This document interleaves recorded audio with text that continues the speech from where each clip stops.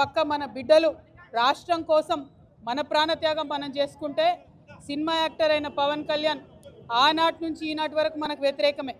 ఇవాళ కూడా ఆయన మాట్లాడుతున్నాడు, తెలంగాణ నాయకుల దిష్టి కళ్ళతోని కోనసీమ పాడైంది అంటున్నాడు. మనం ఎన్నడూ దిష్టి పెట్టలే. కోనసీమ బాగుంది, కోనసీమ ఎట్లుందో అట్లా తెలంగాణ కావాలనుకున్నాం తప్పితే ఏనాడు కూడా తెలంగాణ బిడ్డలకు మనసు చిన్నగా ఉండదు, పెద్దగా ఉంటుంది, పెద్దగా ఆలోచిస్తాం.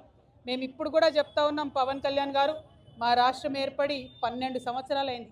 ఈ 12 సంవత్సరాల్లో మేము ఎప్పుడు కూడా ఒకటే మాట అన్నాం, జై తెలంగాణ జై ఆంధ్ర అన్నాం. తెలంగాణ ఎంత బాగుందో ఆంధ్ర కూడా బాగుండాలన్నాం.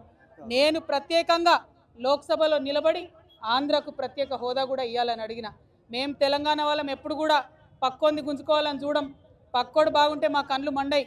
మేం బాగుండాలని కోరుకుంటాం తప్పితే పక్కవాడు చెడిపోవడాలని ఎప్పుడు కోరుకోలేదు.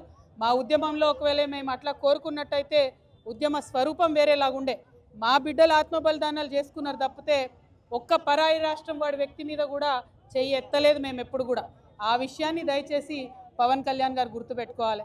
ఆనాడంటే మీరు సినిమా యాక్టర్ ఏమన్నా నడిచింది, ఇవాళ మీరు డిప్యూటీ చీఫ్ మినిస్టర్, మీరు ఆంధ్రప్రదేశ్ యొక్క ప్రజలను దేశవ్యాప్తంగా రిప్రజెంట్ చేస్తారు. మీరు మాట్లాడే మాటలు కూడా మీ ప్రజలకు ఆపాదిస్తారు. కాబట్టి జాగ్రత్తగా మీరు ఆలోచన చేసి మాట్లాడాలని నేను పవన్ కళ్యాణ్ గారిని